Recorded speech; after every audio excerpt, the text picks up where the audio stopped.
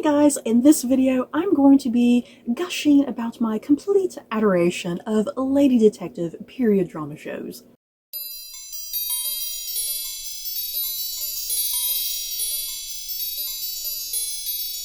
Guys, I love a good lady detective period drama show, okay? Yes, is it a trope? Absolutely. But it's a particular, I guess, subgenre, if you will, within historical period pieces that I just crave and love.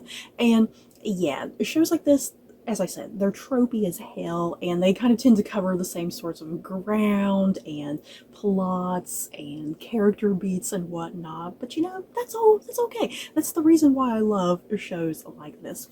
So I wanted to do just a completely different type of video than I typically do, because I typically sit and review things, you know, and I just wanted to try a different video for once and just talk about a group of shows in like a specific subgenre, if you will, and try to maybe encourage others to watch these shows if it's your sort of thing as well. Or yeah, if you have other shows that can be added to this list, let's discuss. So the three shows in particular that I'm going to be talking about within this subgenre of historical fiction, if you will, I guess is the best way to describe it. I'm going to be talking about Miss Scarlet and the Duke, Detective Anna, and The Law According to Lydia Poet. As I said, this whole video is going to be focused on lady detective period drama shows. So, on the surface, that is exactly the core thing that all three of these shows share. They all feature a female lead as some sort of detective, and they're solving crime with their male counterparts. And yeah, all three of these shows take place kind of in the same general time frame, kind of about late 1800s or so. So these women are dealing with very similar issues and obstacles of their era, obviously.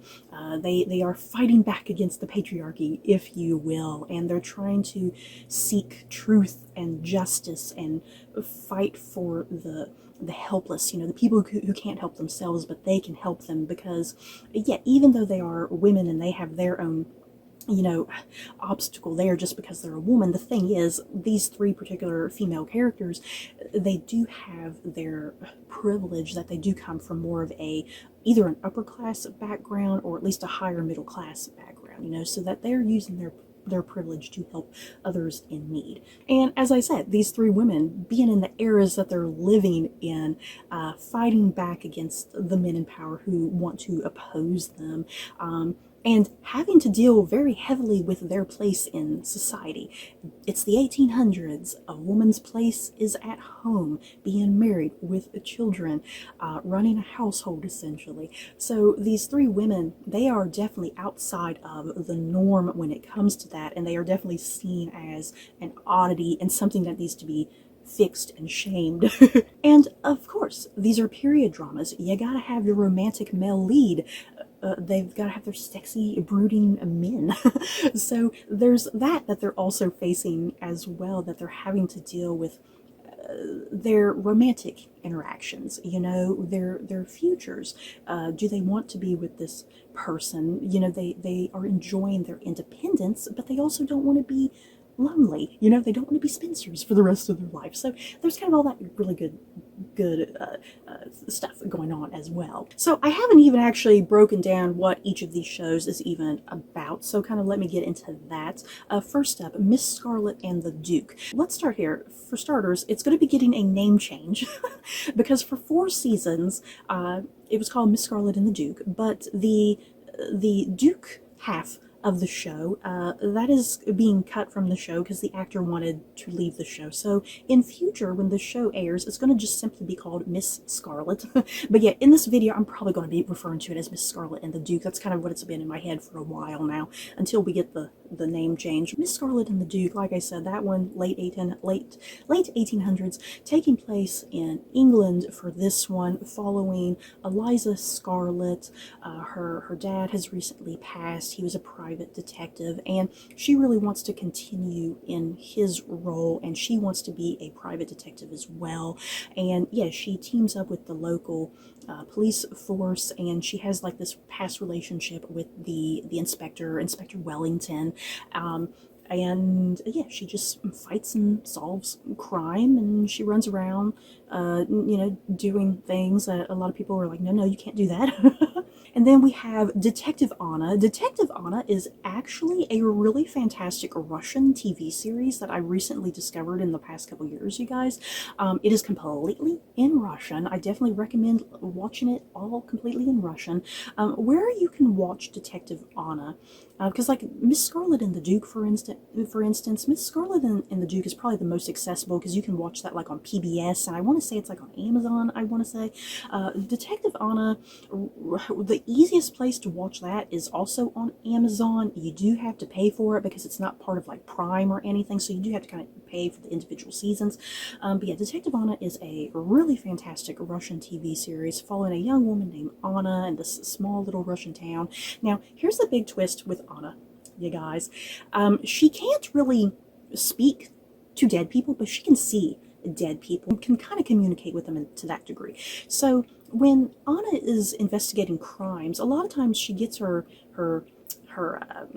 clues from the dead victims and whatnot. The dead victims appear to her, and they can't speak to her whatsoever, but they might kind of maybe look at something or point at something, but yeah, they can never actually verbally speak to her. She kind of has to read a lot through body language and kind of go from there. So that's the big thing with Detective Anna, is that she is a lady detective in this small Russian town, but she has this secret that she kind of gets her clues from the dead victims, and nobody knows that. And of course, very much like Miss Scarlet and the Duke, Anna has her connections with like the local police force, and her romantic love interest is like another inspector as well. Stolman, you guys, oh my god, I love him. And then The Law, according to Lydia Poet, is the newest lady detective show on this list. You can watch this on Netflix. Currently, it has 2 seasons. Lydia Poet follows a young woman named Lydia Poet, and this is actually pretty loosely inspired by a real woman in Italy. Lydia Poet was Italy's first female lawyer, I guess, and this show is very kind of loosely inspired by that fact. And yeah, like I said, it's Italy. It's all done in Italian. So again, watch this completely in Italian. Great language.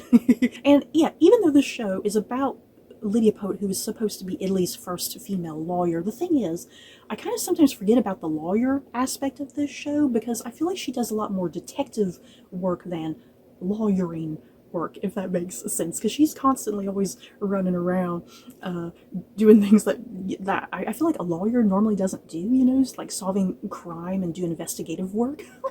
So as you can see, all 3 of the shows pretty much have the exact same sort of plot. They just have their kind of minor differences, they're different locations, which is refreshing at least. What's so unique and special about these type of shows, and what just appeals to me so much, I love the sense of humor that these shows have. I love the sense of fun and insanity, because these women, they're out and about doing things that they shouldn't be doing, but they're like, screw it, I'm going against the man, I'm going to do my own thing, and what's great too is that these women are still part of their era. They are not like modern, because I know because myself included, a lot of us who love historical period pieces, sometimes it can be very aggravating when writers make a female character just way too modern, like modern feminism. Yes, feminism has been a thing for centuries, but it's always been very different, how women kind of view that word, and so these 3 shows in particular, these women are definitely, they're modern in a sense, but not to the point that they're like, the like 2000s women. They are most certainly not like 2000s women.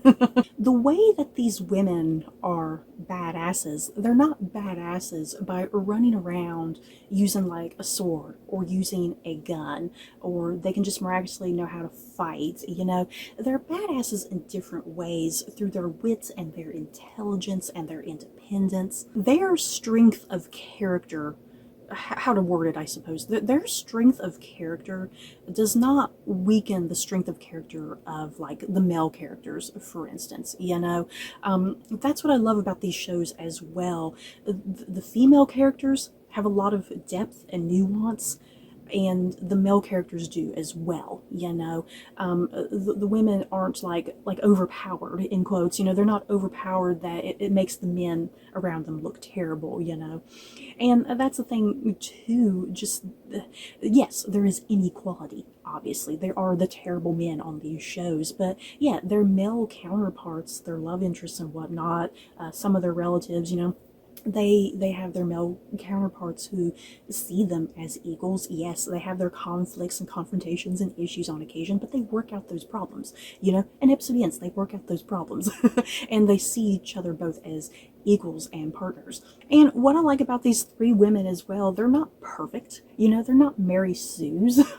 They have their flaws and their vulnerabilities, their strengths and their weaknesses. The things that make them tick, the things that make them mad and angry. They're not these perfect, proper damsels. That's what makes them so interesting to me. They definitely have their extreme flaws and vulnerabilities, and that can get them in trouble on occasion. That can get them in trouble with not just themselves, but with the people who are supposed to be close to them, and they kind of push them away. So I like that these shows, they show the strengths and weaknesses of these women, and that makes them just far more engaging and interesting and definitely relatable. Okay, and perhaps this might be a little sexist, but let's talk about the wardrobe. I do love me a good wardrobe. These ladies have the best wardrobe. Oh my god. Yeah, like Miss Scarlet, for instance, her classic look is like this like blue outfit. It's like this kind of vibrant blue color, and she always has like this bright blue hat on. I love it. There's kind of this touch of masculinity to the outfit and how it kind of frames her body, but it still has its nice little touch of feminism to it. And then yeah, Anna, over on Detective Anna, she has her nice little cute flowery flowy dresses, but yeah, she has her more sturdy, comfortable clothing that she goes out in when she's doing detective work, obviously. And boy, oh boy, let me talk about Lydia Poet's clothing, because I feel like hers might be one of my favorites. She has like big poofy sleeves on occasion, and I love her hats. Good lord, she has some of the most wonderful hats of the time period. And the thing about her costuming, I just love what the costumer has done with her clothing. Just anywhere on her body is some sort of like insect, and it took me a while to kind of realize that there's some sort of insect on all of her clothing, because sometimes she might have like spider earrings or some like spider brooch, and then I think there's even one of her hats, it looks like a bee design. It looks like there's bees kind of trailing into her hat and whatnot. She always has some sort of insect design, whether it's like bees or ants or spiders or scarabs or something. I love the design of her clothing. So I had to touch on the wardrobe of these ladies really quickly, because I feel like it's a big part of their characters and their identity, because that's the sign of a good period drama, when clothes really express the identity of characters, and these clothes definitely express the identity of these women, these female leads, their capabilities and their quirks and personalities, and yet they're still wearing corsets. I hate when period dramas, they're like, oh yeah, let's do away with the corset because the actress feels uncomfortable in the corset. No, you're going to put these people in corsets because that's what they need to be in, and it looks good. The corsets, I know they may be uncomfortable, but corsets give a really nice shape and visual and silhouette to the body, and I hate when you can tell that someone is not wearing a corset, because then it looks sloppy. You know, the clothing looks sloppy and it doesn't look right. Because yeah, like the late 1800s especially, again, there's a specific sort of silhouette and you've got to really pull that off, and it looks a certain way. So yeah, I love the fact that the costume designers are like, yeah, these women are in corsets.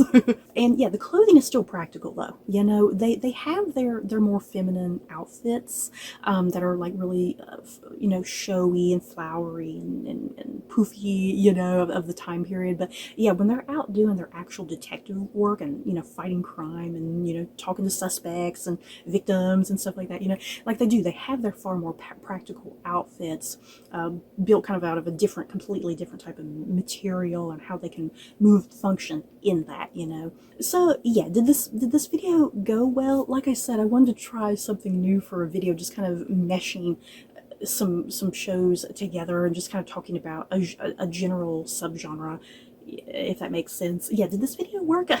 I feel like it's kind of rambly and all over the place, and I feel like I'm not entirely getting my point across what I kind of wanted to go with this video. But yeah, this is a subgenre that I have just really appreciated over the last several years or so. And yeah, these three shows in particular, Miss Scarlet and the Duke, Detective Anna, the Law According to Lydia Poet, I really highly recommend these type of shows. They're wonderful period dramas. They look good visually, really great acting and writing and directing for the most part, I believe. Yeah, full of characters that are full of depth, and they're interesting. And yeah, it goes for both the male and female leads. You know, I love kind of the equality there. You know, kind of the equalness. And like I said, what really kind of binds these shows together, not just, you know, being lady detective shows, but yeah, the common themes that these shows are exploring, you know, that these women fighting against the patriarchy and having to deal with their romantic love interests, and, you know, their future with that romantic love interest. And yeah, the fact that they want to help the helpless, you know, they're seeking justice everywhere. And yet if they have to kind of skew against the law a little bit, you know, they're going to find those loopholes to help somebody who is in dire need, that doesn't deserve death or doesn't deserve to go to jail or prison, you know. So I love these shows for kind of the themes that they explore, and yeah, they're very similar. All three of these shows are very highly similar, and a lot of their plots are very similar, but it's like, I love it. So you guys, I think that's pretty much it that I wanted to do with this video. Hopefully this video went well. I'm not really going to be able to tell until I start editing it, but we shall see. So you guys, in the comments below, does anybody else love this subgenre of historical fiction, the lady detective period drama? I adore it to bits. So yeah, let me know if you love these type of shows, and yeah, what other shows should I check out that are very similar to this? So just let me know. So that's it for this video. Don't forget to like, comment, and subscribe, and if you like this video, you may like these other videos. Bye guys.